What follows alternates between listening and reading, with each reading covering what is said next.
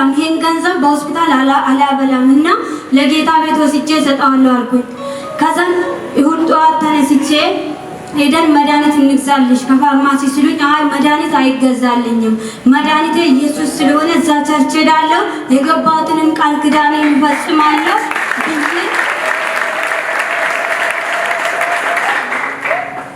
አስራቴን ያስኩኝና መጣሁ። ስመጣ እዛች ጋር ነው ቁጭ ያልኩት። እስቲ የሚያማችሁ ሰዎች ሲባል እኔ አስራቱንም ሳላስገባ በፊት እጄን አወጣሁኝና እዚህ ጋር ሲመጣ አንቺ በእምነት ሁኚ እኔ ጸልያለሁ በእርግጥ ትፈወሻለሽ ግን አብመተሽ መስክሪ ተባልኩኝ። እኔም አልመጣሁም አስራቴን አስገባው። ወዲያውኑ ልክ አስራቱን ሲያስገባ እግዚአብሔር ከላይ ላይ አነሳኝ።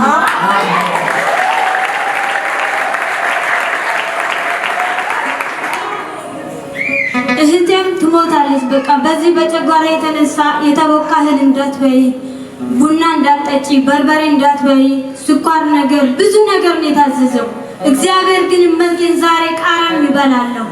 ክብር ለኢየሱስ።